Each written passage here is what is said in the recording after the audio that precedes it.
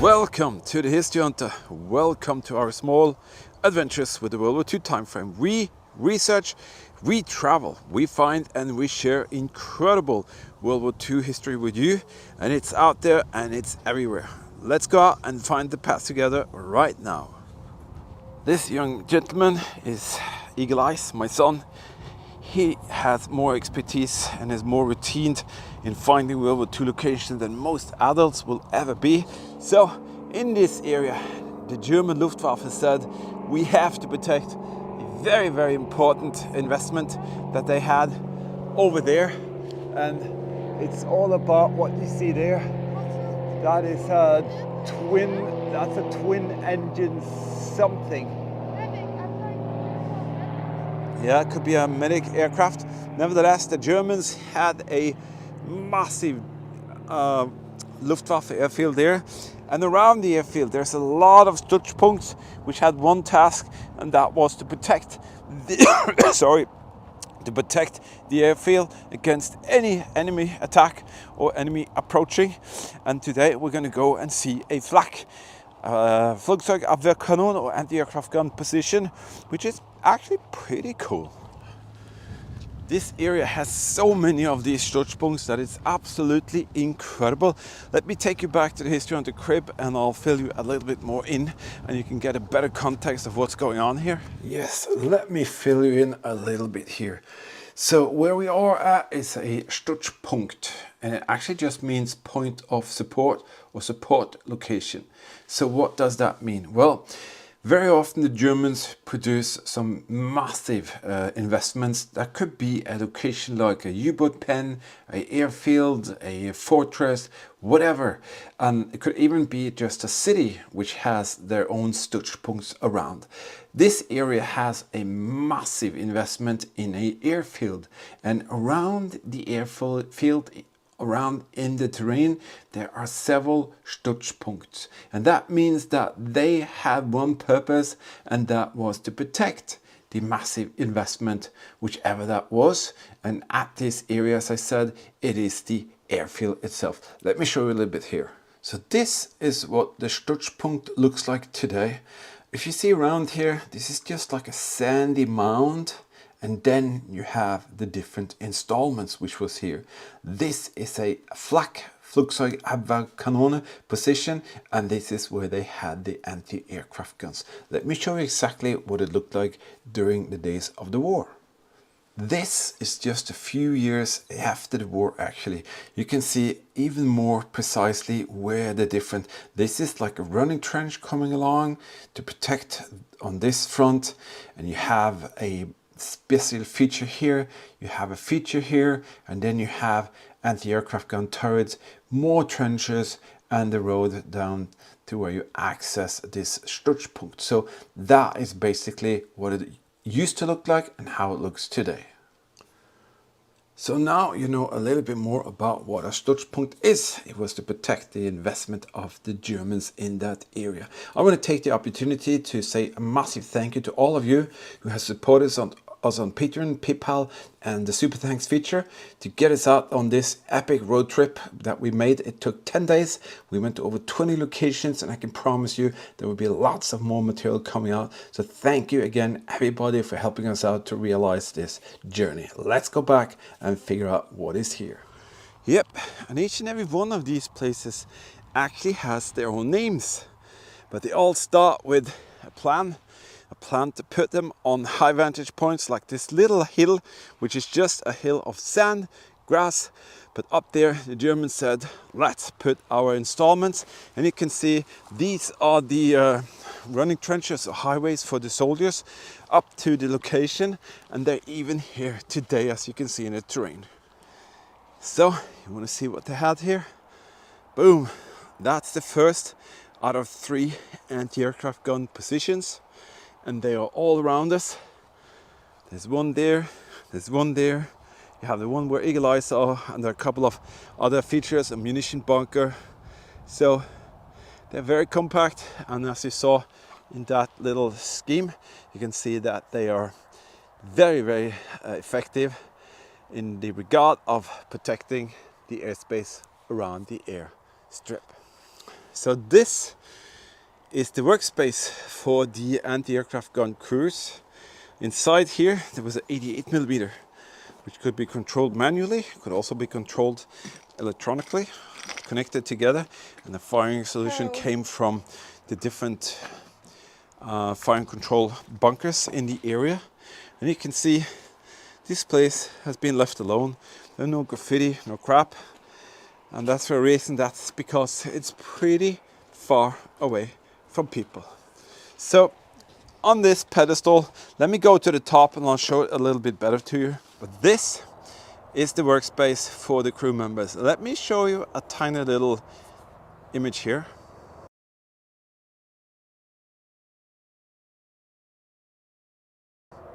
That is basically what happened here.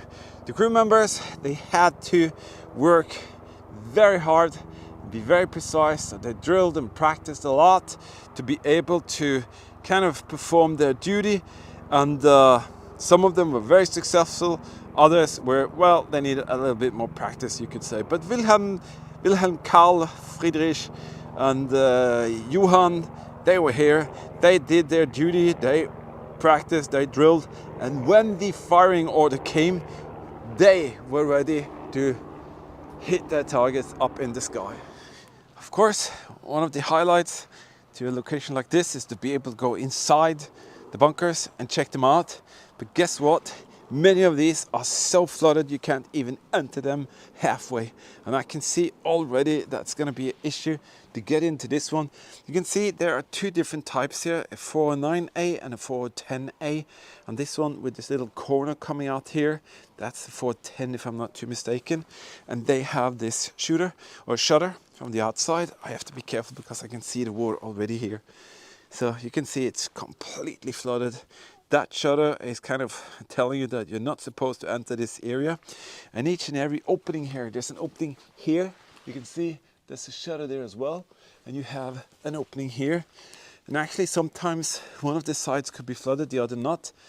But they are both flooded here. So Eagle Eye found the other type, 409A. And you can see this is like a single flat wall. And the flak position is on the top. You can also see the infrastructure that they put here. They have a lot of tubings and electricity, all of that in the ground. So they actually had, in many cases, running tap water and all of that. But the reason why they're being filled up with water is because it needs pump. It needs very good drainage system. And when the war is over, all of that is disconnected, the drainage clogs and they just fill up.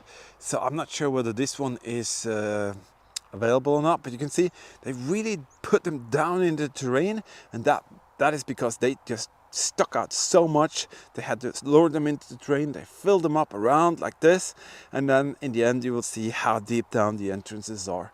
But you can see how thick that roof is. It's not completely true because the roof goes to there and the flak gun position is actually inside there. So let's check out the flak gun position on the top, and we'll go down and see if this one is open. Did you know that you can become a World War II History Hunter team member, and the artifacts here could be passed on to you in this manner and fashion here by creating beautiful World War II dioramas and displays? You can be the future keeper of something very, very special by the history and the history hunting that we share together. Check out the link in the video description. You can click that and you can become a Patreon team member if you want to.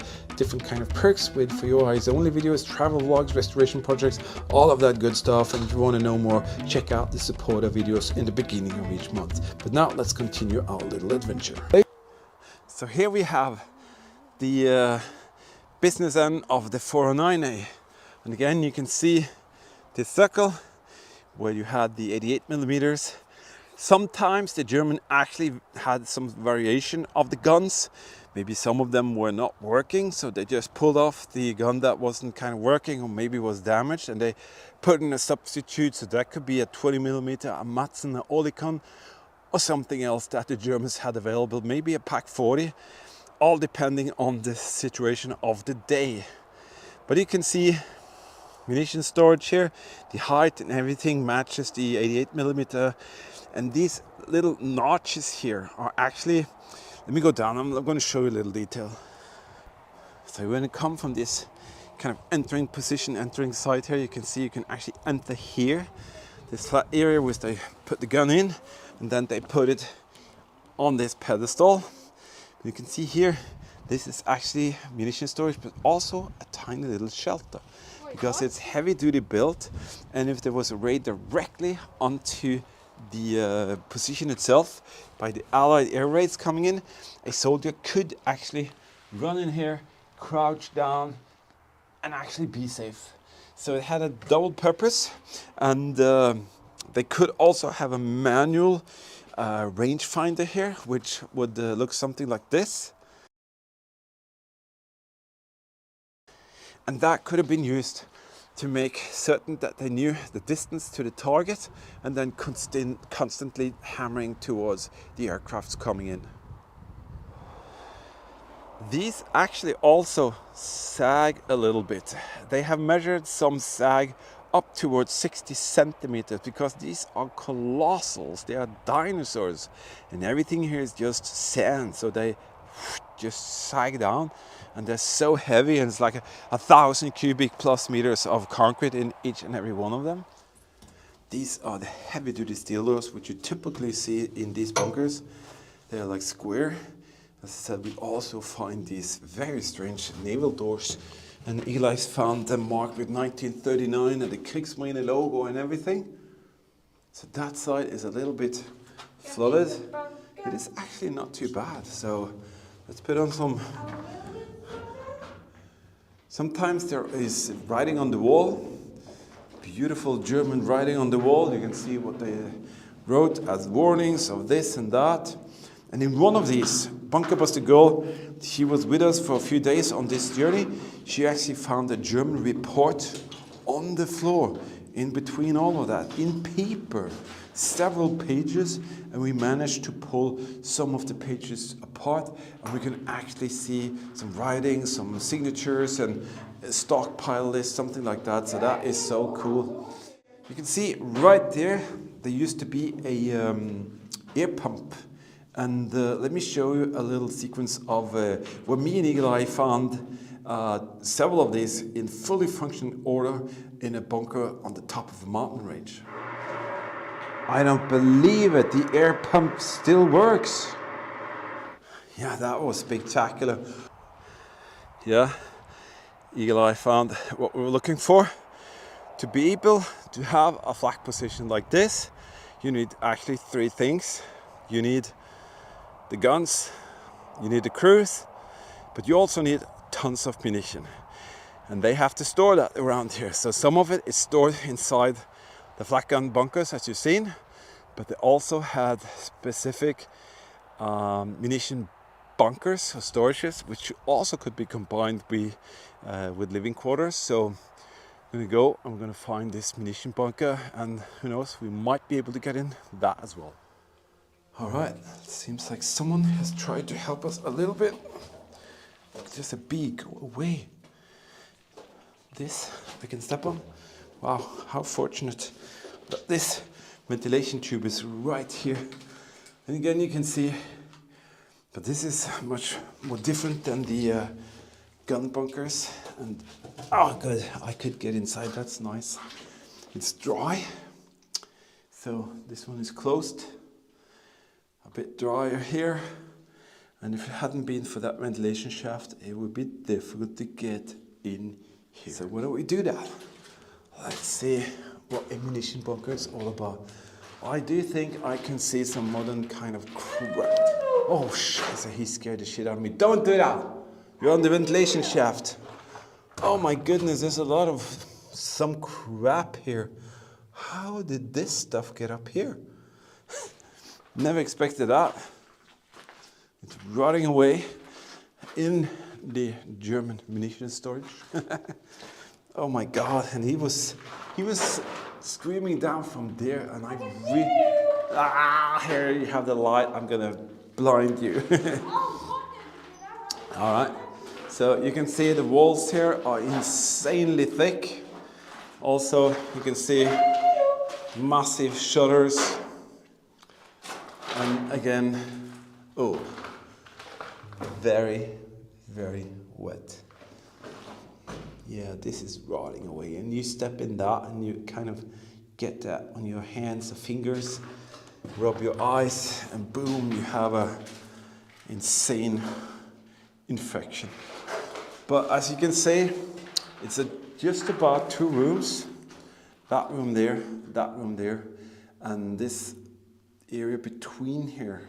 I'm not sure exactly why that is here, because they could have done it differently, with a wall over here and door in there, door in here, I don't know. Maybe it's to get more munition inside, I couldn't tell you. But what a spectacular place this is as well. This is a bunker. That is a beast of a bunker. It's gonna be so much fun to go down there. But Eagle Eye said, I think I spotted where they had the searchlight. Let me show you. There. That little hill, that is where they dragged the searchlight back and forth from. Eagle Eye, he has actually been inside it before he came here. He's so quick. And he said, you can go in by yourself, Daddy, and I will. These doors are enormous. Let me show you how thick these doors are. So it's like a massive panzered steel type of thing. Huge. And there's another set of doors leading into the rest of the bunker. And there's the entrance for the rest of the bunker on a separate area here. So the shutter, but we're gonna enter this way here. I have to say, every time I see this, I'm impressed to see these massive doors, and knowing that the searchlight was kind of protected in there. You can really feel that it would take a lot to be able to damage these searchlights in there. All right, we are entering inner areas of this bunker, and you can see, well, you can't see, now you can see. You can see a lot of things on the ground here. I'm not sure what that is all about. That was probably where they had a bunker oven. There's a bottle there actually. Probably modern. Very rare to find bottles here, but you can find other pieces if you're very, very lucky.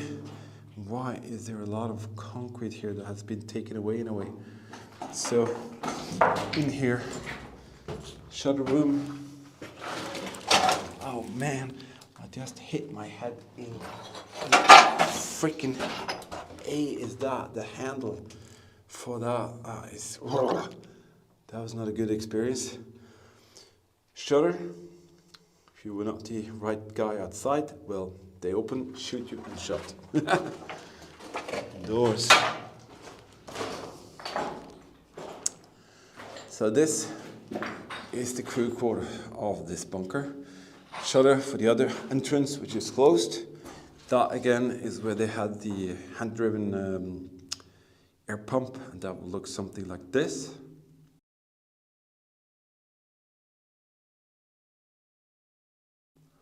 And you have different kinds of features with the scribble marks and lines helping to make sure that everything was assembled straight and nice. These places are absolutely spectacular. Absolutely spectacular. And those doors, I guess they will never, never open again. So I'm happy and glad that these two were open. Wow, what a structure. Yes, now you know a little bit more about the Stützpunkt that Hitler created around the very, very important structures like the U-boat pen, the airfields and all of that. We also discovered something absolutely spectacular in this area here with a bunker which is the most incredible thing we've ever seen, and you're going to see that later in another part. All of the material that you see here, they are really coming true because of your incredible support and all the things that we find out there we share with you. And I just have to say a massive thank you for being in there for us. All of the material that you see in this video and many other coming up is the result of the 10 days road trip that you enabled us to do. You know, the YouTube algorithm and all of that crap going on now is not that favorable towards us doing the history hunting and the World War II things like we do. So we do need your support to be able to go out there and be out there more. If you want to help us out, a very easy way is to use this super thanks thing.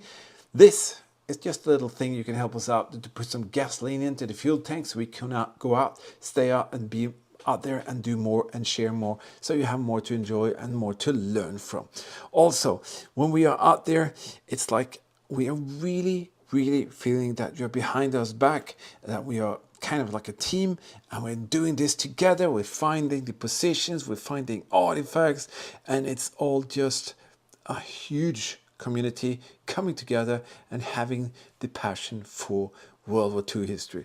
So I want to say a massive thank you to all of you who have supported us by being patron team members, and for all of you supporting us on PayPal. Thank you for your kind donations. And if you want to watch the videos in the beginning of each month, the supporter videos, you can see that we actually pass on to you a lot of pieces like this that we find out there, because we want history to be out there. And I have a motto: history is everywhere, and I want it to be everywhere in that way. All right, that's enough. We're going to come back to you in the next episode. Thank you for being here. We'll definitely see you out there, so keep smiling, and bye bye.